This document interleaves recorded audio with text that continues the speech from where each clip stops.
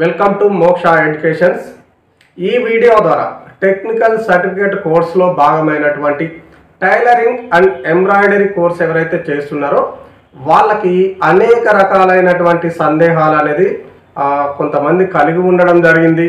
So వాళ్ళకు ఉన్నటువంటి ఆ డౌట్స్ ఏదైతే ఉందో వాటిని క్లియర్గా మనం మాట్లాడుకోవడానికి ఈ వీడియో అనేది మీకు సెండ్ చేయడం జరుగుతుంది. అయితే మీ అందరికీ తెలుసు టీసీసీ అంటే టెక్నికల్ సర్టిఫికేట్ కోర్స్ అని మనకి అర్థం చేసుకోవాలి. ఇక్కడ మీకు రెండు రకాల కోర్స్ అనేది మనకి అందుబాటులో ఉంటుంది. తెలంగాణలో చూసినట్లయితే టీసీసీ నుంచి రెండు రకాల కోర్స్ మనకు అందుబాటులో ఉంటుంది. దాంట్లో ఒకటి వచ్చేసి డ్రాయింగ్ అండి. ఈ డ్రాయింగ్ కోర్స్ ఎవరైతే చూస్ చేసుకుంటారో రేపటి రోజున డిఎస్సి కావచ్చు లేదా గురుకుల టీచర్స్ కావచ్చు, అటువంటి నోటిఫికేషన్లో ఆర్ట్ టీచర్ అనేటువంటి పోస్ట్కి వీళ్ళు ఎలిజిబుల్ అవుతారండి. దేనికి? ఆర్ట్ టీచర్ అనేటువంటి పోస్ట్కి వీళ్ళు ఎలిజిబిలిటీ అవుతారు. అదే రెండవ కోర్స్ అయినటువంటి tailoring and embroidery.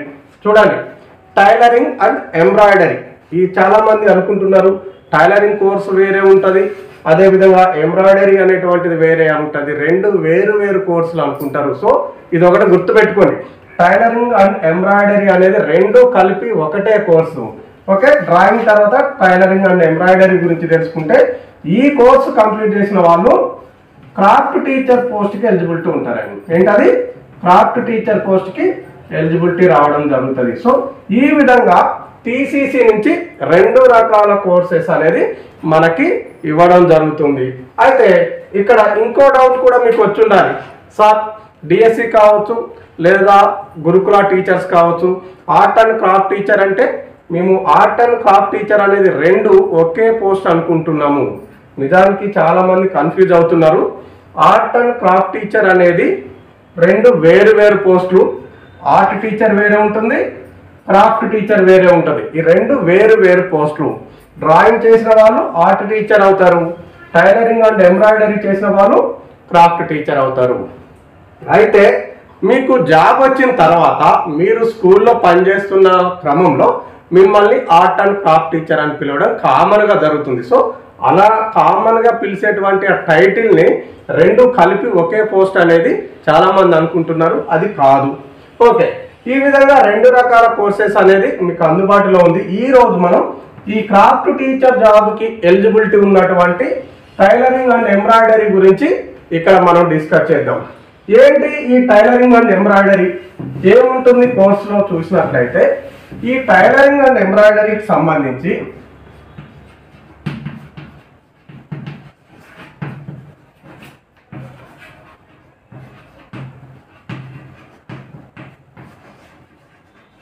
Tailoring and embroidery ఇది మనకి క్రాఫ్ట్ టీచర్ జాబ్కి ఎలిజిబిలిటీ ఉంటుందని చెప్తున్నాం. దీంట్లో మొదటిగా కోర్స్ ఎవరైతే కొత్తగా జాయిన్ అవుతున్నారో వాళ్ళు ఫస్ట్ వచ్చేసి లోయర్ గ్రేడ్లో జాయిన్ అయినట్టండి. కోర్స్ అనేది మనకి 2 లెవెల్స్లో ఎగ్జామ్ అనేది ఉంటుంది. ఫస్ట్ లెవెల్ అనేసి మనం లోయర్ గ్రేడ్ అని పిలుస్తాం, సెకండ్ లెవెల్ వచ్చేసి హయ్యర్ గ్రేడ్ అని పిలుస్తాము. సో ఇది అయితే చాలామంది ఏమనుకుంటున్నారు అంటే లోయర్ గ్రేడ్కి అప్లికేషన్ చేసుకొని ఇది ఎంట్రన్స్ టెస్ట్ కావచ్చు అనుకుంటున్నారు. గుర్తుపెట్టుకోండి, లోయర్ గ్రేడ్ అనేది డైరెక్ట్ గ్రేడ్ 1 మీరు కంప్లీట్ చేస్తున్నారు. ఇది ఎంట్రన్స్ అనబడదు. ఈ లోయర్ ఎగ్జామ్స్ రాసిన తర్వాత మీకు బోర్డు నుంచి ఒక సర్టిఫికేట్ రావడం జరుగుతుంది. ఆ సర్టిఫికేట్లో మనకి లైక్ ఎస్ఎస్సి ఇంటర్ మెమో లాగా మీరు రాసినటువంటి సబ్జెక్ట్స్, దానికి మీకు వచ్చినటువంటి మార్క్స్ అన్నీ కూడా మీకు మెన్షన్ చేస్తూ మీకు ఒక మెమో ఇవ్వడం జరుగుతుంది. అంటే మీరు లోయర్ రాస్తున్నారు అంటే ఎంట్రన్స్ రాయట్లేదు, కోర్సులో మీరు 50% కంప్లీట్ చేస్తున్నారు అనేసి మీరు గుర్తుపెట్టుకోండి. అదేవిధంగా హయ్యర్ మనం చూసినట్లయితే ఈ హయ్యర్ అనేటువంటి దాంతో మీకు ఈ కోర్స్ అనేది కంప్లీట్ అయినట్టండి. లోయర్తో మీకు స్టార్ట్ అవుతుంది, హయ్యర్తో మీకు కోర్స్ అనేది కంప్లీట్ అవుతుంది. సార్ మరి ఎప్పుడు ఉంటుంది? మేము లోయర్ హయ్యర్ ఒకేసారి చేయొచ్చా లేదా డైరెక్ట్ హయ్యర్ చేయొచ్చా అనేటువంటి డౌట్స్ కూడా చాలామంది అడుగుతూ ఉంటారు.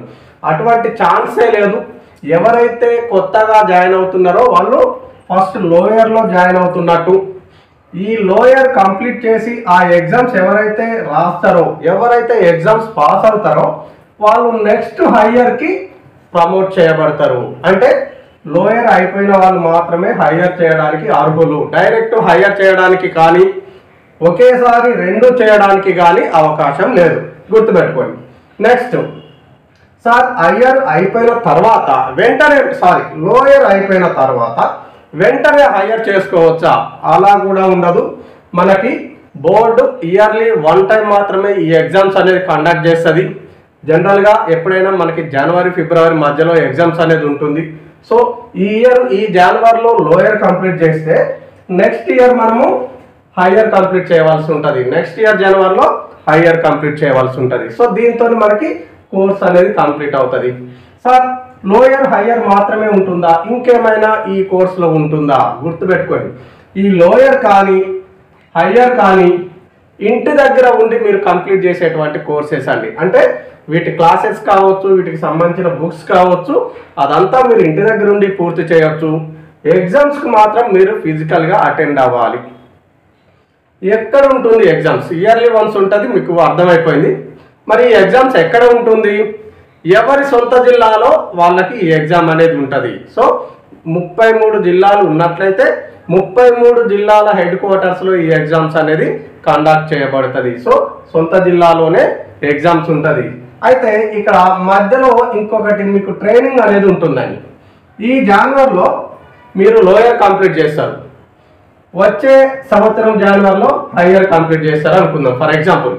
అయితే ఈ రెండింటికి మధ్య దాదాపు 1 ఇయర్ పీరియడ్ ఉంటుంది కదా.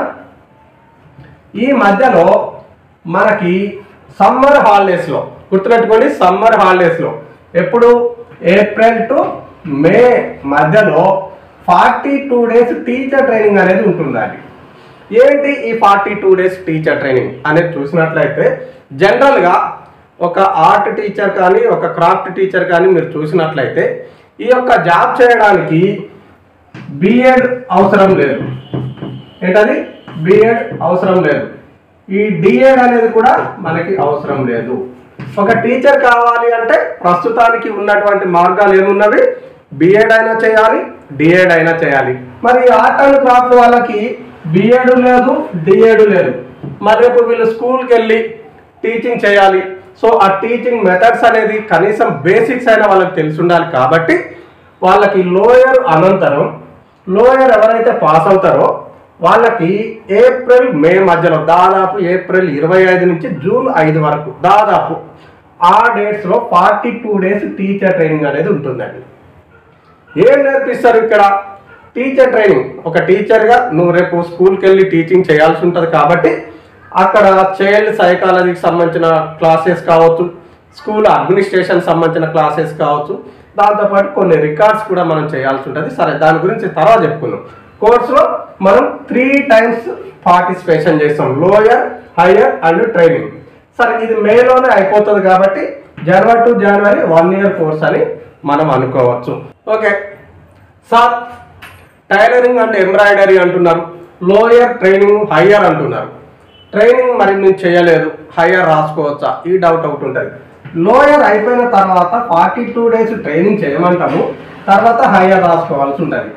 ఇన్ కేస్ మీకు ఈ ట్రైనింగ్ చేయడానికి వీలు కాలేదు, సరే ఏదో బిజీ ఉంది, ఇంకేదో మీరు అందుబాటులో లేరు, సో మరి ఈ 42 డేస్ చేయలేదు కాబట్టి హయ్యర్ రాయొచ్చా రాయకూడదా అనేటువంటి డౌట్ ఉంటుంది.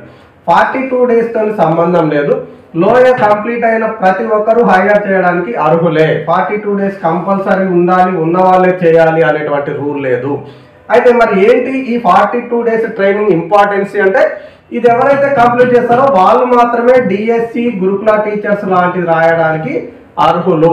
డైరెక్ట్ లోయర్ హయ్యర్ కంప్లీట్ చేసి నేను డిఎస్సి రాస్తా అంటే కుదరదు. ఈ 40 డేస్ ట్రైనింగ్ అనేది కంపల్సరీ ఉండాలి. సార్ మరి నేను ఈ ఇయర్ చేయలేదు, మరి ఎలా? హయ్యర్ తర్వాత కూడా 42 డేస్ ట్రైనింగ్ అనేది చేయొచ్చు. ఎవ్రీ ఇయర్ సమ్మర్ హాలిడేస్, గుర్తుపెట్టుకోండి, సమ్మర్ హాలిడేస్లో స్కూల్స్కి ఏదైతే వేసవి సెలవులు ఉంటుందో ఆ హాలిడేస్లోనే ఈ ఎగ్జామ్ అనేది ఉంటుంది. కాబట్టి మీరు ఇయర్ వీలు కాలేదు, 45 సంవత్సరాల వయసు లోపు మీరు ఎప్పుడైనా చేయొచ్చు. ఈ కోర్స్ కంప్లీట్ అయి ఉండాలి. ఏ ఇయర్లో మీకు వీలైతే ఆ ఇయర్లో ట్రైనింగ్ చేయొచ్చు. అది చేసిన తర్వాతే ఇవి రాయడానికి మీకు అర్హత వస్తుంది. కాబట్టి అది గుర్తుపెట్టుకోండి. ఓకే సార్, మేము మొదటిసారి ఎగ్జామ్ రాస్తున్నాం, సిలబస్ ఏంటో తెలియదు, జనరల్గా వీటికి సంబంధించిన క్లాసెస్ కానీ బుక్స్ కానీ బయట దొరకదు. మరి ఈ ఎగ్జామ్ ఏముంటుంది, మేమేం చేయాలి అని అడుగుతూ ఉంటారు.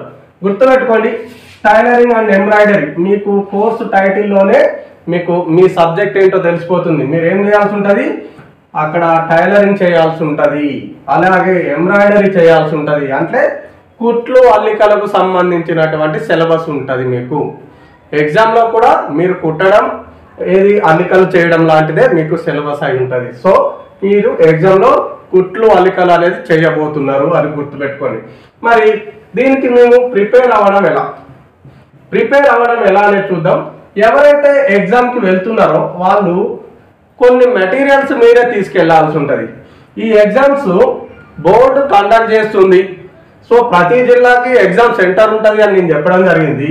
మరి ఆ ఎగ్జామ్కి మేము ఏమేమి తీసుకెళ్ళాలి అనేటువంటి డౌట్స్ ఉన్న వాళ్ళ కోసం చెప్తున్నా. మీరు స్టిచ్చింగ్ మిషన్ తీసుకెళ్ళాలండి, కుట్టు మిషన్ మీరు తీసుకెళ్ళాలి. ఓకే, కుట్టు మిషన్ ఏ విధమైనది? సార్ నా దగ్గర జుక్కీ మిషన్ ఉందని కొంతమంది, సార్ నా దగ్గర పోర్టబుల్ మిషన్ ఉంది అని కొంతమంది, సార్ నా దగ్గర మోటార్ బిగించినటువంటి మిషన్ ఉందని కొంతమంది అడుగుతూ ఉంటారు. సో ఈ మిషన్ అనేది తొక్కి కుట్టాలి.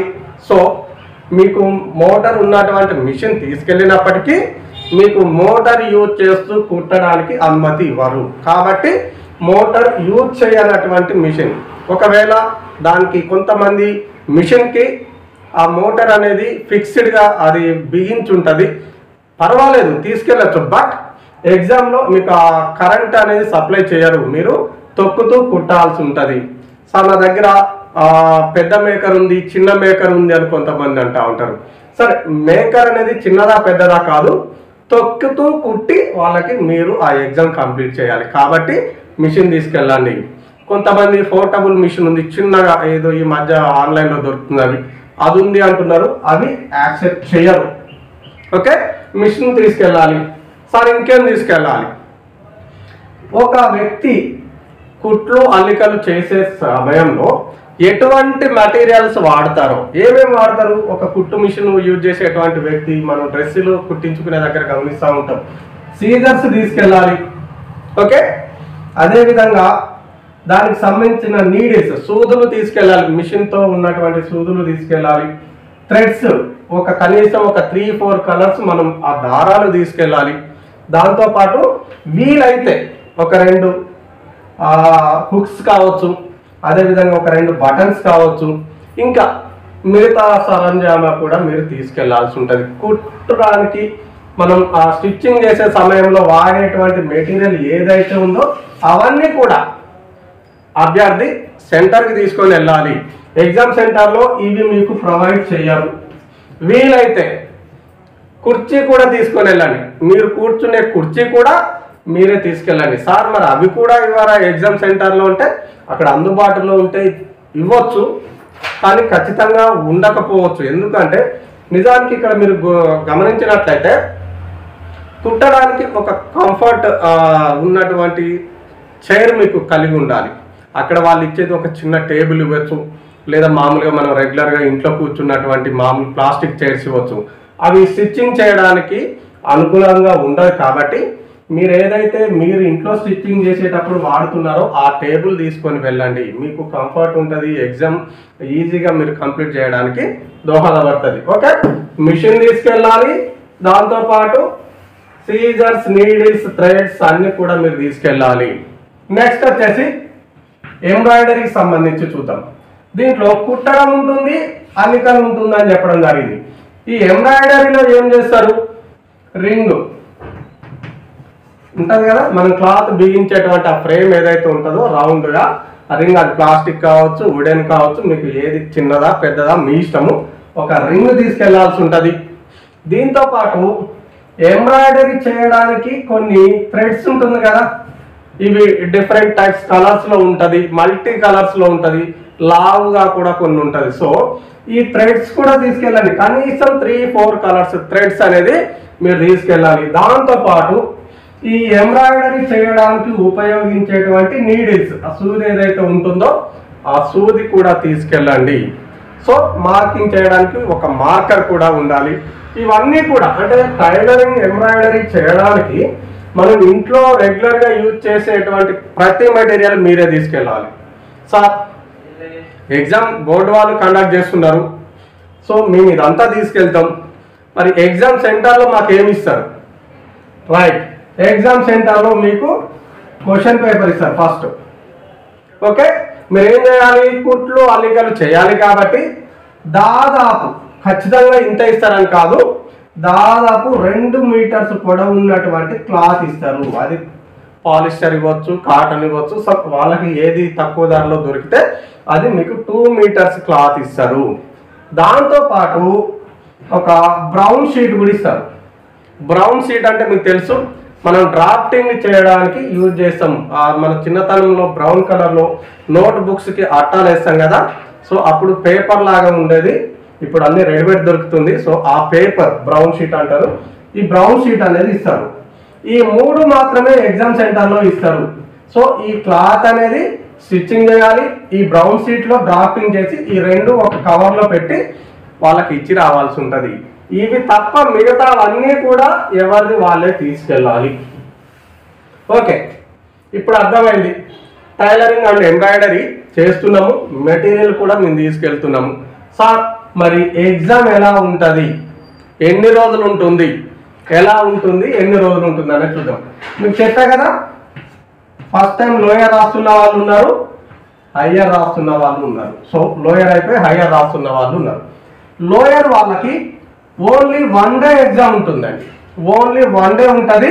అది మార్నింగ్ సెషన్ ఒకటి ఉంటుంది, ఆఫ్టర్నూన్ సెషన్ ఒకటి ఉంటుంది. అంటే మార్నింగ్ ఒక పేపర్, ఆఫ్టర్నూన్ ఒక పేపర్, మొత్తం ఎన్ని పేపర్స్? 2 పేపర్స్ ఎగ్జామ్ రాయాలి. 1 డేతో ఈ యొక్క ఎగ్జామ్ కంప్లీట్ అయిపోయినట్టే. అదే హయ్యర్ వాళ్ళకి చూసినట్లయితే వీళ్ళకి మొత్తం 3 పేపర్స్ ఉంటుంది. 3 పేపర్స్ ఉంటుంది. 2 డేస్ ఎగ్జామ్ ఉంటుంది. ఎగ్జామ్ ఎన్ని రోజులు ఉంటుంది? 2 డేస్ ఎగ్జామ్ ఉంటుంది. సో మొదటి రోజు మార్నింగ్ అండ్ ఆఫ్టర్నూన్ 2 ఎగ్జామ్స్ రాయాల్సి ఉంటుంది. నెక్స్ట్ డే 1 పేపర్ ఎగ్జామ్ రాయాల్సి ఉంటుంది. సో వీళ్ళు 3 పేపర్లు రాయాల్సి ఉంటుంది. అయితే మరి ఏముంటుంది సార్ సిలబస్? ఏం రాయాలి ఎగ్జామ్లో, ఏం చేయాలి? ఏం చేయాలి? కుట్టడం చేయాలి, అల్లికలు చేయాలి. సో దీంట్లో పేపర్ 1 గురించి చూద్దాం. అదేవిధంగా పేపర్ 2 గురించి మనం కామన్గా సింపుల్గా కొన్ని డిస్కస్ చేద్దాం. పేపర్ 1 చూసినట్లయితే మార్నింగ్ లెగ్ గార్మెంట్ అని ఉంటుందండి. మార్నింగ్ ఏముంటుంది? లెగ్ గార్మెంట్ అని ఉంటుంది. ఆఫ్టర్నూన్ వచ్చేసి బాడీ గార్మెంట్ అని ఉంటుంది. లెగ్ గార్మెంట్, బాడీ గార్మెంట్, ఈ పదాలు కొంతమందికి కొత్త కావచ్చు. టైలరింగ్ చేసే వాళ్ళకి వాటి మీద ఐడియా ఉంటుంది. మనం ఏదైనా సరే ఇక్కడ ఏం కుట్టాల్సి ఉంటుంది అంటే జనరల్గా మనుషులు వేసుకునేటువంటి దుస్తులు మాత్రమే ఇక్కడ కుట్టాల్సి ఉంటుంది. ఆ ఎగ్జామ్లో ఎక్కువగా 5 సంవత్సరాలు, 4 సంవత్సరాలు, 6 సంవత్సరాల వయసు గల పిల్లలకు సంబంధించినటువంటి కొలతలు ఇస్తారు. సో చిన్న పిల్లలకు సంబంధించినటువంటి డ్రెస్సెస్ మీరు స్టిచ్చింగ్ చేయాల్సి ఉంటుంది. మరి దీంట్లో లెగ్ గార్మెంట్ అంటే ఏంటి, బాడీ గార్మెంట్ అంటే ఏంటి? ఈ లెగ్ గార్మెంట్ అన్ని కూడా నడుము కిందికి ధరించేటువంటి దుస్తులు. అది గర్ల్స్ కావచ్చు, బాయ్స్ కావచ్చు. ఓకే, బాయ్స్ అయితే నిక్కర్, ప్యాంటు లేదా పైజామా లాంటిది ఇక్కడ మనకి అడగవచ్చు. అదేవిధంగా బాడీ గార్మెంట్ వచ్చేసి షర్ట్స్ కావచ్చు, గర్ల్స్ వేసుకునేటువంటి పంజాబీ టాప్స్ కావచ్చు. ఈ విధంగా పైన నడుముకి పై వైపున ధరించేటువంటి దుస్తులను బాడీ గార్మెంట్లో అడుగుతాడు. ఓకే, ఈ విధంగా మీ సిలబస్ డివైడ్ అయి ఉంటుంది. మరి హయ్యర్ చూసినట్లయితే హయ్యర్లో 3 పేపర్స్ కదా, paper 1, paper 2, paper 3. Okay, higher చూసినట్లయితే ఇక్కడ లెగ్ గార్మెంట్ ఓకే సేమ్ లోయర్లో ఉన్నట్టే హయ్యర్లో కూడా ఉంటుంది. నడుముకి పై వైపున ఉన్నటువంటి దుస్తులు షర్ట్స్ కావచ్చు, లాల్చీ కావచ్చు, లేదా ఆ పైన ధరించేటువంటి ఆ బ్లౌజెస్ కావచ్చు. సో ఇటువంటివి అడుగుతూ ఉంటారు. అదే మధ్యాహ్నం చూసినట్టయితే, మొదటి రోజు ఎగ్జామ్ మధ్యాహ్నం చూసినట్టయితే ఈ బాడీ గార్మెంట్కి సంబంధించి అడుగుతాడు. అదే థర్డ్ పేపర్ ఇక్కడ స్టిచ్చింగ్ అనేది ఉండదు, ఓన్లీ డ్రాఫ్టింగ్ ఉంటుంది. ఓకే, ఇక్కడ ఈ థర్డ్ ఎగ్జామ్కి మీరు మిషన్ తీసుకెళ్లాల్సిన అవసరం లేదు. హయ్యర్ రాస్తున్న వాళ్ళు గుర్తుపెట్టుకోండి, ఫస్ట్ డే 2 ఎగ్జామ్స్ రాస్తారు, mission compulsory. Second day only 1 exam రాస్తారు. ఇక్కడ మిషన్ అనేది అవసరం లేదు. హైయర్ లో మనం చూసినట్లయితే థర్డ్ పేపర్ లో డ్రాఫ్టింగ్ తో పాటు పేపర్ లో మనకి ఎక్కువ ఏంటిది కట్టింగ్ అండ్ ఎంబ్రాయిడరీ ఉంటుందండి. కట్టింగ్ అండ్ ఎంబ్రాయిడరీ ఉంటుంది. అంటే మనం మిషన్ తీసుకెళ్ళాము, బట్ వాళ్ళు ఒక పేపర్ ఇవ్వడం జరుగుతుంది, కట్టింగ్ అండ్ ఎంబ్రాయిడరీ. ఆ పేపర్ ని క్వశ్చన్ పేపర్ లో చెప్పిన మెజర్మెంట్స్ ప్రకారం కట్ చేస్తాము, అంటే డ్రాఫ్టింగ్ చేస్తాము. డ్రాఫ్టింగ్ అంటే ఏంటిది, ఇచ్చిన మెజర్మెంట్స్ మనం సరైన కొలతలు యూజ్ చేస్తూ ఆ యొక్క పేపర్ కానీ క్లాత్ కానీ కట్ చేయడాన్ని డ్రాఫ్టింగ్ అంటారు. సో థర్డ్ పేపర్ లో డ్రాఫ్టింగ్ మాత్రమే ఉంటుంది. సో ఆ డ్రాఫ్టింగ్ తో పాటు అక్కడ థియరీ పార్ట్ కూడా ఉంటుంది. లోయర్ లో మీరు పెన్ను పెట్టి ఒక హాల్ టికెట్ తప్ప ఏది రాయడానికి లేదు. హాల్ టికెట్ నెంబర్ రాస్తారు. ఈ కుట్లు అల్లికలు సమయంలో వాళ్ళు నడుము కొలత 15, చేతి పొడవు కొలత 12 ఫర్ ఎగ్జాంపుల్ చెప్తున్నా. ఇటువంటి కొలతలు ఇస్తే ఆ కొలతలు మనం మెన్షన్ చేయడానికి ఈ యొక్క పెన్ను లేదా పెన్సిల్ యూజ్ చేస్తాం తప్ప ఈ నడుము ఇంత ఇది అని రాయడానికి లేదు. సో రాసిన తప్పు కాదు, కానీ థియరీ పార్ట్ అనేది మాక్సిమం ఉండదు. కొలతలు తప్ప కుట్టే విధానం మాత్రం ఇక్కడ రాయడానికి లేదు. హైయర్ లో మొదటి 2 పేపర్లు కూడా అంతే. కొలతలు మెన్షన్ చేస్తాము, కట్ చేస్తాము, స్టిచ్చింగ్ చేస్తాము తప్ప కుట్టే విధానం అంటే నేను నడుము వెడల్పు ఇంత తీసుకున్నా, చేతి పొడవు ఇంత తీసుకున్నా, నెక్ ఇంత తీసుకున్నా, ఇటువంటి మెజర్మెంట్స్ మనం థియరీ లాగా రాయాల్సిన అవసరం లేదు. కానీ థర్డ్ పేపర్లో రాయాలి. థియరీ పార్ట్ ఉంటుంది. మనకి ఒక వైట్ పేపర్ ఇస్తారు. వైట్ పేపర్ మీద ఇచ్చిన కొలతలను మెన్షన్ చేస్తూ నువ్వు ఏ విధంగా కట్ చేసినావు, దాన్ని ఏ విధంగా కుట్టే విధానం ఉంటుంది అనేది మొత్తం కూడా ఇక్కడ రాయాలి. దీంతో పాటు ఒక చిన్న డిజైన్ కూడా ఇస్తాడు క్వశ్చన్ పేపర్లో. 10x10 సైజ్ అని లేదా 12x12 సైజ్ అని సమ్ ఎగ్జాంపుల్ చెప్తున్నా. ఒక చిన్న డిజైన్ ఇస్తాడు. ఆ డిజైన్కి మళ్ళీ మనం ఎంబ్రాయిడరీ రింగ్ తొడిగి అక్కడ కుట్లు అల్లికలు చేయవలసి ఉంటుంది. సో ఈ విధంగా హయ్యర్ సిలబస్ వేరే ఉంటుంది, లోయర్ సిలబస్ వేరే ఉంటుంది. సార్ మరి లోయర్లో ఈ ఎంబ్రాయిడరీ ఉండదా అంటే ఉంటుంది. ఈ మార్నింగ్ రాసేటువంటి ఈ లెగ్ గార్మెంట్ ఏదైతే ఉందో, అదేవిధంగా బాడీ గార్మెంట్ ఏదైతే ఉందో, ఏదైనా సరే ఇక్కడ కూడా ఎగ్జామ్లో మీకు చిన్న డిజైన్ ఇస్తాడు. ఆ యొక్క డిజైన్ ఏవైనా 4 లేదా 3 కుట్లు అల్లికలతో దాన్ని పూర్తి చేయము అంటాడు. కానీ హైయర్లో కంప్లీట్ పేపర్ వేరే ఇస్తాడు. సో ఇది మీకు ఉన్నటువంటి ఎగ్జామ్ ప్యాటర్న్. లోయర్లో 2 పేపర్లు గుర్తుపెట్టుకోండి, హైయర్లో 3 పేపర్లు గుర్తుపెట్టుకోండి. టైలరింగ్తో పాటు డిజైన్ ఎంబ్రాయిడరీ కూడా చేయాలి అనేది గుర్తుపెట్టుకోండి. ఓకే, మరి దాదాపు పిల్లలకి సంబంధించినటువంటి డ్రెస్సెస్ అది ఏదైనా ఇవ్వచ్చు. ఖలీదార్ కుర్తా అని, నెహ్రూ కోట్ అని, పంజాబీ డ్రెస్ అని, అవసరమైతే చిన్న చిన్నవి కూడా అంటే మామూలుగా జాబ్లా అని చెప్పేసి, అదేవిధంగా జాంగి అని చెప్పేసి చిన్న చిన్న టాపిక్స్ ఇవ్వచ్చు, పెద్ద టాపిక్స్ ఇవ్వచ్చు. రెగ్యులర్గా లోయర్ సిలబస్ వేరే ఉంటుంది, హయ్యర్ సిలబస్ వేరే ఉంటుంది. దాదాపు ఒక 15-20 టాపిక్స్ ఉంటుంది.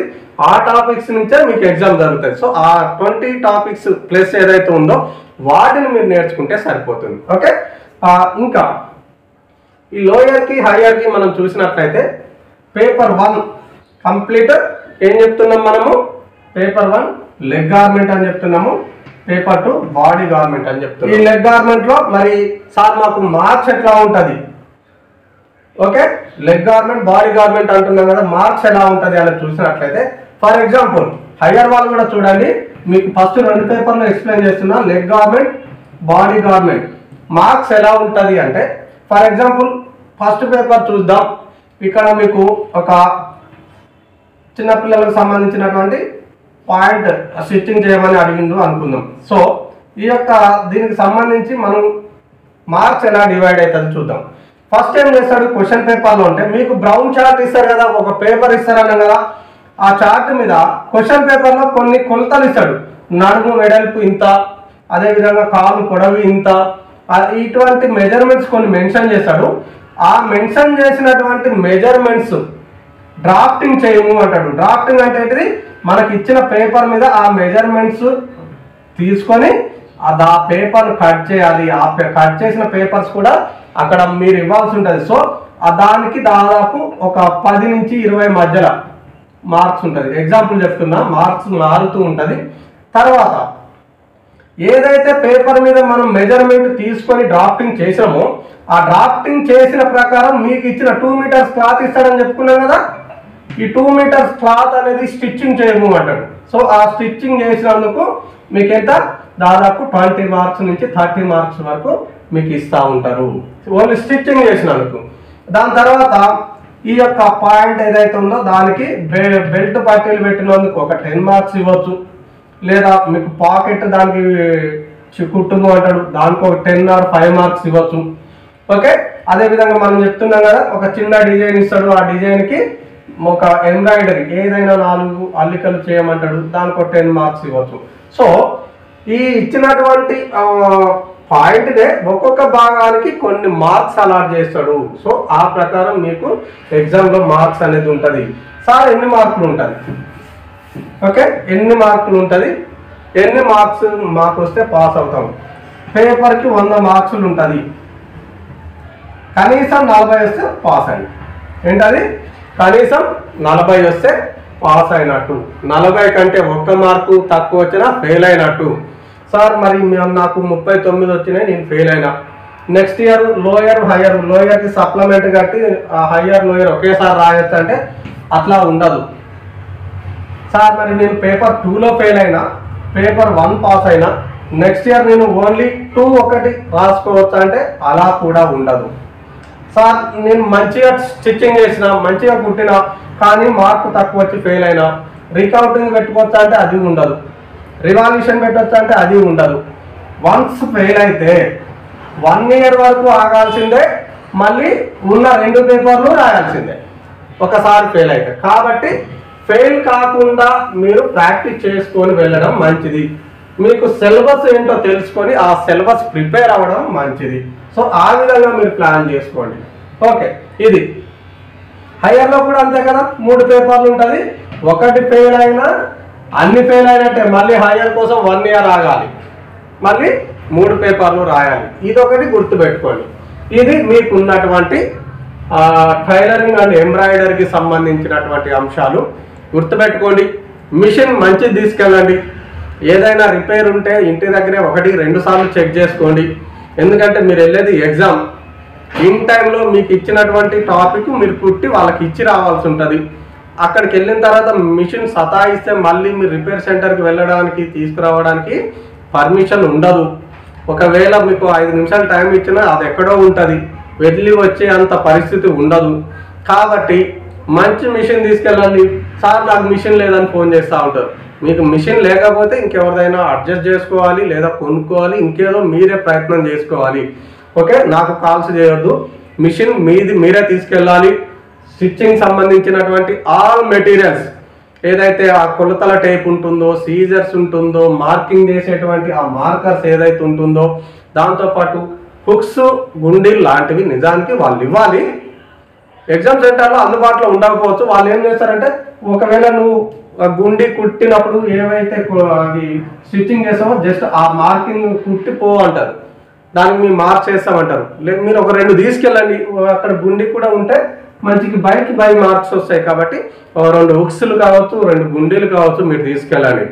ఇక్కడ ఇంకోటి మెయిన్గా చెప్తున్నా, ఎగ్జామ్ సెంటర్లో ఏమిస్తారు, క్వశ్చన్ పేపర్ ఇస్తారు, 2 మీటర్స్ క్లాత్ ఇస్తారు, అదేవిధంగా ఒక బ్రౌన్ షీట్ ఇస్తారు, అది పేపర్ అని చెప్పుకున్నాం కదా.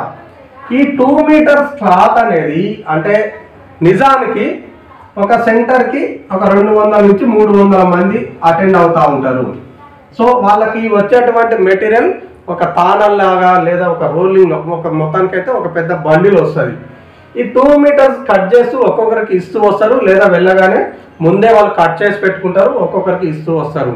ఈ లాస్ట్ వరకు వచ్చేసరికి ఒకవేళ ఆ రోలింగ్లో క్లాత్ అయిపోవచ్చు, సరిపోకపోవచ్చు. సో అటువంటి సందర్భం ఉన్నప్పుడు లాస్ట్ మెంబర్స్కి అవసరమైతే 1 మీటర్ క్లాత్ ఇస్తారు. 1 మీటర్ క్లాత్లోనే ఇచ్చిన మెజర్మెంట్స్ని నువ్వు ఆఫ్ చేసుకుంటాడు. సో ఫర్ ఎగ్జాంపుల్ పొడవు 12 ఇంచెస్ ఉంది అనుకుందాం. సరే నీకు 1 మీటర్ క్లాత్ ఇచ్చింది కదా, నువ్వు 6 ఇంచెస్ తీసుకొని చెయ్యమని అంటారు. ఇటువంటి ప్రాబ్లం ఎదురవుతుంది. సరే ఏ అక్కడ అడ్జస్ట్మెంట్ లేనప్పుడు ఇది చేయాల్సిందే. నా అడ్వైజ్ ఏంటంటే మీరు ఎగ్జామ్కి వెళ్ళడానికి మీరే ఒక 2 మీటర్లు క్లాత్ తీసుకెళ్ళండి.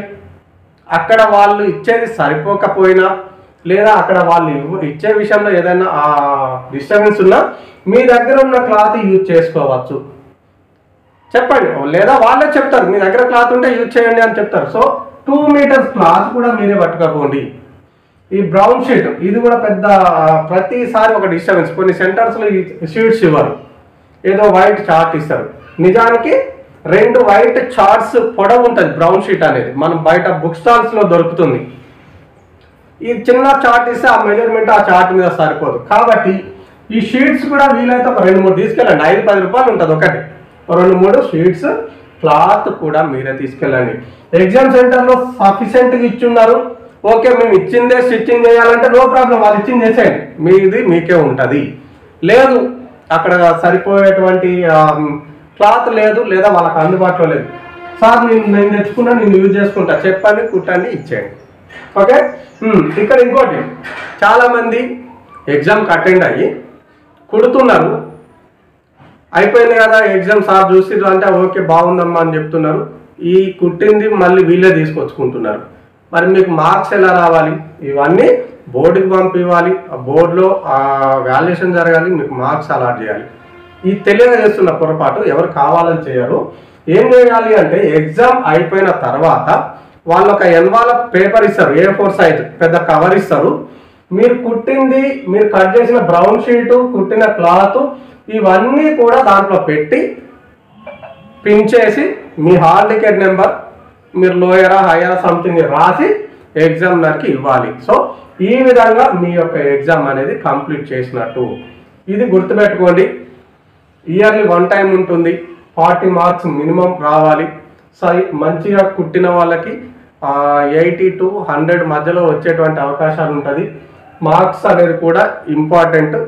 మిషన్ మంచిది తీసుకెళ్ళండి, అన్ని మెటీరియల్స్ తీసుకెళ్ళండి, ఎటువంటి ఇబ్బంది పడకండి. Okay, all the best. మీకు లోయర్ హైయర్ సంబంధించినటువంటి సిలబస్ మా దగ్గర ఉంటుంది. ఒకవేళ కావాలి మీకు ఆన్లైన్ క్లాసెస్ ఉంటుంది, ఇంట్లో వీలున్న టైంలో మీరు వినొచ్చు, అన్నీ కూడా రికార్డెడ్ వీడియోస్ ఉంటుంది. సో మీకు అట్లాంటిది ఏమైనా సర్వీస్ కావాలి అంటే ఒక చిన్న అమౌంట్తో మేము ఇస్తాము. సో మీరు వీలైతే దాన్ని కూడా ట్రై చేయండి. పైన కనిపిస్తున్న నెంబర్కి కాల్ చేయడమా, వాట్సాప్ మెసేజ్ చేయడమా, మీరు మమ్మల్ని ఆ విధంగా మీరు కలవచ్చు. ఇది మీకు ఉన్నటువంటి టైలరింగ్ అండ్ ఎంబ్రాయిడరీకి సంబంధించినటువంటి విషయాలు. Okay, thank you.